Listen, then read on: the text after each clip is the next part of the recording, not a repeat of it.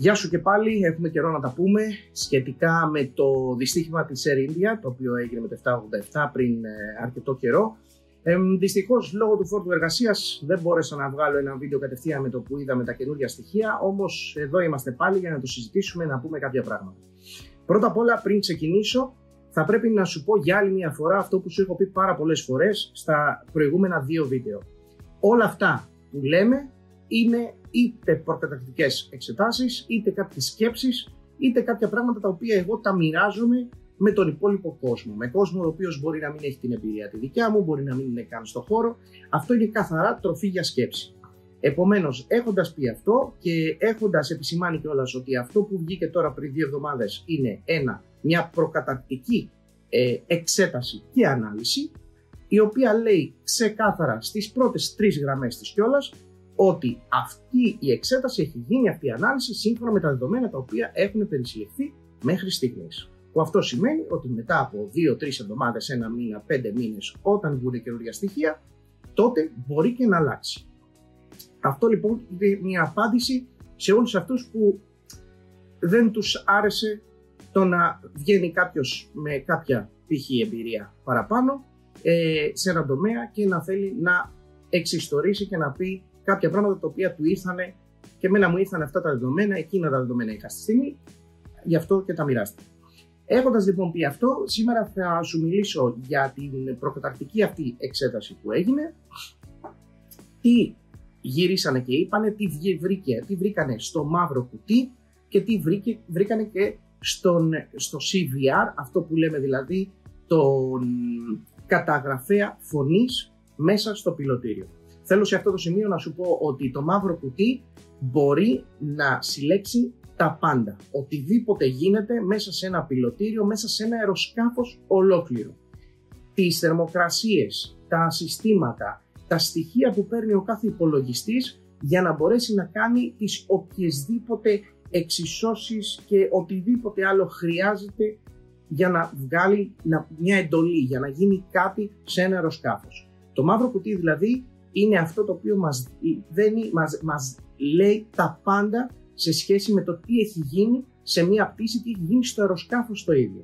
Ενώ ο καταγραφέας φωνής, το CVR που λέμε, απλά καταγράφει τις φωνές που υπάρχουν και μέσα στο πιλωτήριο, αλλά και αυτές που βγαίνουν προς τα έξω στους ασύρματους. Στον ασύρματο δηλαδή, όταν μιλάμε με τα διάφορα control και τα ραντάρ. Έχοντας πει λοιπόν αυτό, προχωράμε αυτή η προκαταρκτική εξέταση έχει γίνει στην ουσία ανάλυση, είναι 15 σέλιδη. Έχει βγει από την Υπηρεσία Πολιτικής Αεροπορίας της Ινδίας μαζί με τους υπόλοιπους εξεταστές και αναλυτές που έχουν βρεθεί τώρα, που είναι εκεί, μαζί με την εταιρεία την κατασκευάστρια, μαζί με όλους που έχουν κάνει αυτή την έρευνα. Πάμε λοιπόν λίγο πιο μετά, όπου αναλύει αυτή η 15 σέλιδη αναφορά, αναλύει τα πάντα, το τι ήταν αυτό το αεροσκάφος, το που ήταν πριν, ποια ήταν τα προβλήματά του. Είχε ένα πρόβλημα το οποίο δεν είχε να κάνει καθόλου με τα μηχανικά μέρη του αεροσκάφους, το οποίο όμως λύθηκε κιόλας, είχε να κάνει καθαρά με από ό,τι καταλάβαινε τον καταγραφέα θέσης, το τι έδειχνε το αεροσκάφος, γιατί έχουμε ένα καταγραφέα θέση στο αεροσκάφος, το οποίο δείχνει το σήμα του στα ραντάρ. Αυτό υπήρχε κάποιο πρόβλημα, πριν να φύγει όμως, πριν απογειωθεί, οι μηχανικοί πήγανε, το είδανε και το διορθώσανε. Επίσης λέει πώς έγινε όλο το δυστύχημα, πού έπεσε, πόσες ζωές πήρε, αλλά πάμε εμείς στο πιο κύριο κομμάτι, το οποίο είναι και το πιο σημαντικό, το οποίο θα σου πω κιόλας, σε μένα με βάζει σε δύο πράγματα, δύο σκέψεις, οι οποίες δεν είναι καθόλου καλές. Θα τις πω, θα τις αναλύσω και ελπίζω να βρεθεί, σύντομα βασικά θα βρεθεί μια λύση, σύντομα θα βρούμε και το αποτέλεσμα, αλλά ελπίζω να βρεθεί και η απάντηση σε αυτές τις σκέψεις που έχω. Πάμε λοιπόν στο δυστύχημα, το οποίο αν αρχίσουμε από την αρχή, το αεροσκάφος θα σου μιλήσω και με όρους και θα τους εξηγώ κατά τη διάρκεια. Το αεροσκάφος λοιπόν ήταν μια χαρά, μηχανικός ήταν μια χαρά, ήταν αξιόπλο, δεν υπήρχε κανένα πρόβλημα. Εκκίνησε τους κινητήρες, έφυγε από τη θέση, τροχοδρόμησε, από το πάρκινγκ, τροχοδρόμησε, μετά πήγε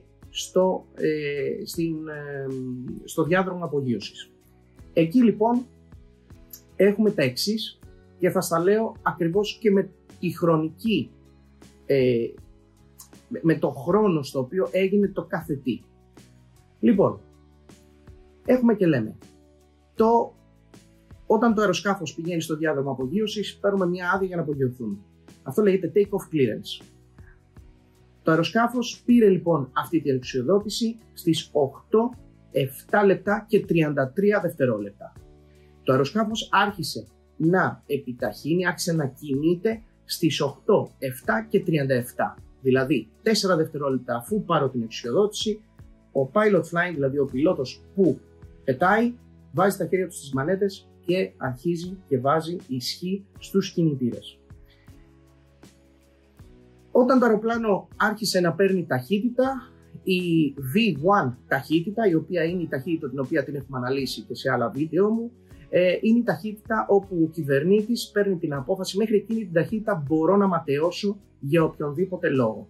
Από εκείνη την ταχύτητα και μετά το χέρι του κυβερνήτη φεύγει από τις μανέτες και ό,τι και να γίνει πρέπει να απογειωθείς. Αυτή την ταχύτητα μιλάμε για 153 κόμβους και επιτεύχθη στις 8 και 8 λεπτά και 33 δευτερόλεπτα.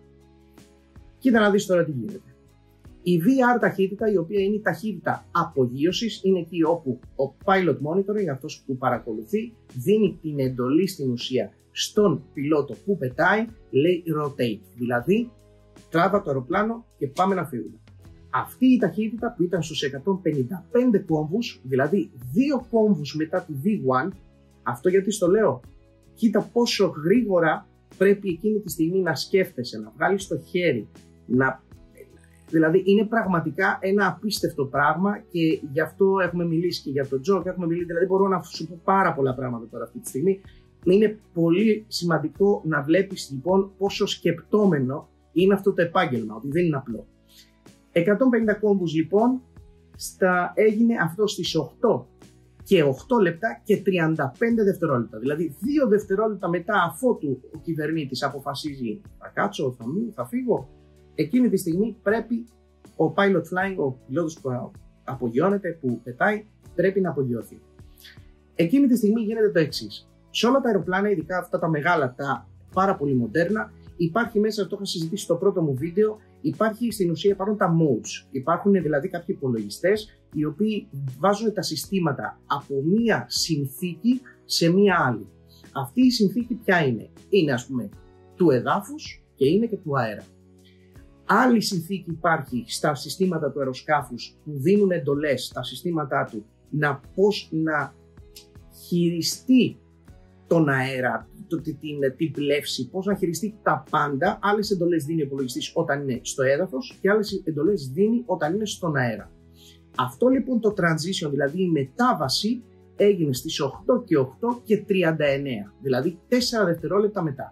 Με το που απογειώνεσαι, στο Airbus να ξέρεις ότι αυτό γίνεται στην ουσία όταν το αεροσκάφος αισθάνεται ότι δεν πατάει σε έδαφος, ότι δεν υπάρχει αυτό το weight on wheels όπως λέμε εμείς, δεν υπάρχει το βάρος πάνω στα δικά του τα σκέλη. Εκεί λοιπόν, αφού έχει απογειωθεί το αεροσκάφος, μπορεί και πετάει με 180 κόμβους, όπου αυτή είναι δυστυχώς η μεγαλύτερη ταχύτητα που έπιασε το αεροσκάφος. Αυτή την ταχύτητα την έπιασε 8 και 8 και 42, 3 δευτερόλεπτα μετά, αφού λοιπόν απογειώθηκε και βρέθηκε στον αέρα. Εκείνη τη στιγμή λοιπόν ο κινητήρας νούμερο 1 και 2, τα cut-off switches, fuel cut-off switches, τα οποία στην ουσία είναι οι μοχλοί οι οποίοι διοχετεύουν το καύσιμο στους κινητήρες, πήγανε από τη θέση run, όπου είναι στην ουσία που δουλεύουν, στη θέση cut-off, δηλαδή εκεί που σταματάνε πια να δίνουν τροφοδοσία στους κινητήρες. Όλα αυτά γίνανε με τη διαφορά του 1 δευτερολέπτου, δηλαδή είναι σαν να κάνεις 1001, 1002. Είναι πολύ σημαντικό αυτό. Από εκεί και πέρα, όπως είναι γνωστό, ένας κινητήρας από τη στιγμή που του κόβει το καύσιμο, αρχίζουν και πέφτουν τα στοιχεία του. Επομένως, ο νούμερο 1 κινητήρας άρχισε να πέφτουν τα στοιχεία του, όπως επίσης και ο νούμερο 2 κινητήρας άρχισε να πέφτουν τα στοιχεία του και σε αυτά. Εκείνη τη στιγμή βλέπουμε με το voice recording, το CVR, αυτό που σου είχα πει τον καταγραφέα, ο οποίος λέει, ακούγεται ο ένας ο πιλότος να λέει στον άλλον γιατί τα έκοψε. Και ο άλλος ο πιλότος λέει ότι εγώ δεν έκανα κάτι τέτοιο. Όλα αυτά συνάδουν με πάρα πολλά πράγματα. Πρώτα απ' όλα συνάδει με το γεγονός ότι βλέπουμε και έχουμε δει και στις φωτογραφίες αλλά και στο βίντεο ότι η RAT έχει πέσει κάτω. Η RAT, όπως έχουμε πει και στα βίντεο μου στο TikTok, σου έχω ενημερώσει για αυτό τι είναι στην ουσία μια ανεμογεννήτρια. Το αεροσκάφος θέλω να ξέρεις το εξής. Όλα αυτά τα μοντέρνα αεροσκάφη με το που δούνε ότι χάνουν ισχύ, με το που δούνε ότι χάνουν ηλεκτρικό, με το που δούνε ότι χάνουν τους κινητήρες, μιλάμε για 2 κινητήρες, όχι για έναν, τότε το αεροπλάνο θέλει να σε βοηθήσει. Πώς θα σε βοηθήσει? Με το να χαμηλώσει την ανεμογεννήτρια από μόνο του, έτσι ώστε με τον άνεμο, με την ταχύτητα του ανέμου, αυτό να σου δώσει ρεύμα και να σου δώσει και λίγα υδραυλικά. Ανάλογα με τον τύπο του αεροσκάφους, μπορεί να σου δώσει κάτι περισσότερο, μπορεί και κάτι λιγότερο.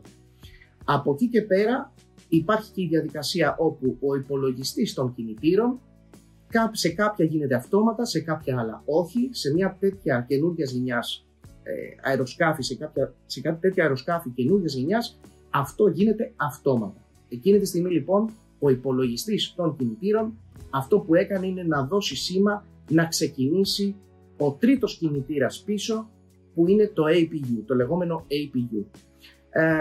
Όλα αυτά συνάδουν με το γεγονός ότι πρώτον είδαμε λοιπόν, όπως σου είπα στο βίντεο και τις εικόνες, τις φωτογραφίες, τη RAT, την ανεμογεννήτρια που είναι κάτω, και επίσης τα συντρίμμια που είδανε την μπουκαπόρτα, στο πούμε έτσι, της APU, του κινητήρα αυτού της γεννήτριας πίσω ανοιχτή.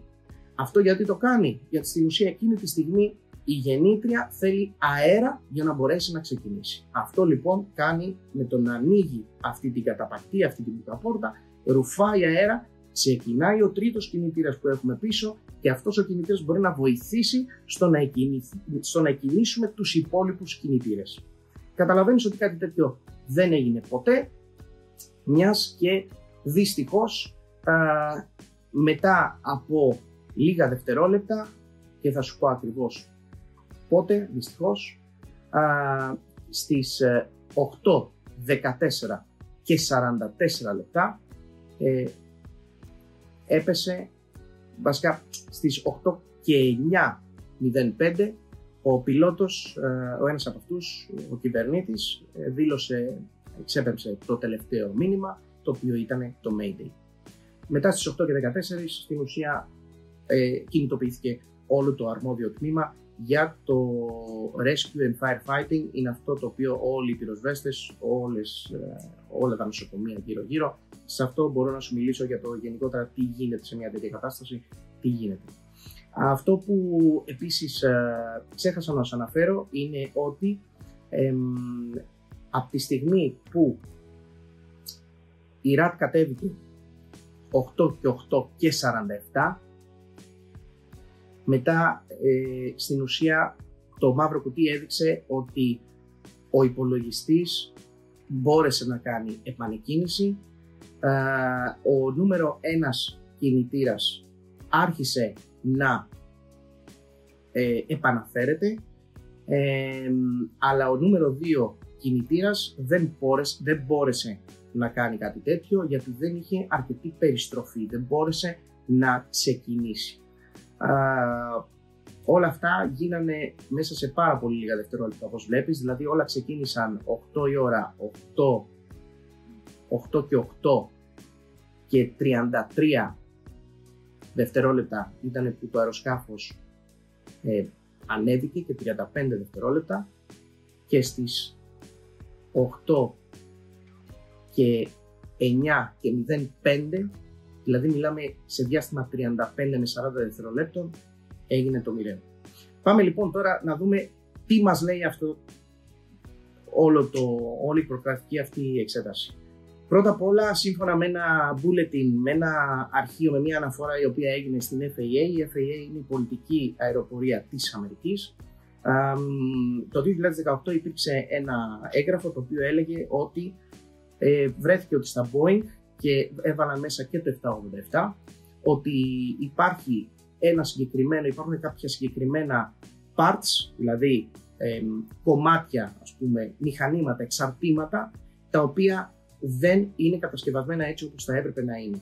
Ένα από αυτά τα κομμάτια είναι και αυτά τα fuel cut-off switches, τα οποία στην ουσία δεν έχουν αυτή την ασφάλεια. Να ξέρεις ότι οτιδήποτε γίνεται μέσα στο αεροπλάνο, στο έχω ξαναπεί, γίνεται επειδή υπάρχει λόγος. Ποτέ κάτι δεν είναι απλό. Το γεγονός ότι υπάρχουν τα fuel cut-off switches, δηλαδή αυτή η μοχλή, ακριβώς κάτω από τη μανέτα που δίνω ισχύ, είναι πάρα πολύ σημαντικό. Γιατί εάν χάσω κινητήρα στον αέρα, αντί να πάω να κάνω τις ενέργειες και να κάνω αυτό το πράγμα, είναι όλα εδώ.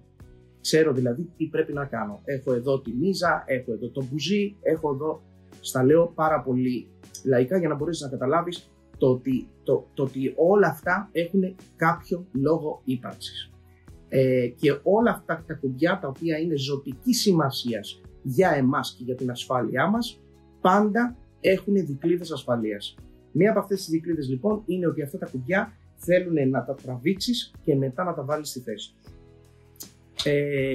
Το bulletin αυτό, δηλαδή η φόρμα αυτή που έβγηκε το 2018, έλεγε ότι θα πρέπει να γίνει ένας έλεγχος σε όλα τα Boeing στην Αμερική για να δούνε εάν έχουν αυτό το πρόβλημα, γιατί έχουν δει ότι μερικές φορές αυτοί οι μοχλοί μπορούν να αλλάξουν θέση χωρίς να πάει κάποιος να τα πειράξει. Απλά μόνο και μόνο βγαίνουν δεξιά-αριστερά χωρίς να τα εμποδίζει κάτι να κλειδώσουν σε μια συγκεκριμένη θέση. Αυτό είναι ένα κομμάτι, επομένως οι αρχές τώρα το εξετάζουν. Απ' την άλλη εξετάζεται και ένα άλλο πράγμα, το οποίο αυτό είναι και το πιο ανησυχητικό, διότι έχει υπάρξει ξανά στο παρελθόν μία τέτοια περίπτωση. Εξετάζεται το ενδεχόμενο ένας από τους πιλότους να έκανε αυτή την πράξη. Κάτι τέτοιο καταλαβαίνεις ότι εάν όντως είναι έτσι όπως τα λένε και αν είναι έτσι όπως λένε κάποιοι και ότι όντως συνέβη αυτό, θα πρέπει να αλλάξουν πολλά. Είχαμε ήδη ένα παράδειγμα δυστυχώς με μια γερμανική εταιρεία, η οποία πριν αρκετά χρόνια με ένα Airbus 320 ο συγκυβερνήτης μπόρεσε να κλειδώσει έξω τον κυβερνήτη του όταν πήγε για τουαλέτα. Δεν υπήρχε τότε η διαδικασία που υπάρχει τώρα, που λέει ότι πάντα θα πρέπει στο πιλωτήριο να υπάρχουν 2 άτομα τουλάχιστον. Επομένως δεν υπήρχε αυτή η διαδικασία, τον άφησε έξω και δυστυχώς παρέσυρε στο θάνατο όλους τους επιβάτες, ρίχνοντας το αεροσκάφο, στο Airbus 320 στις Άλπες.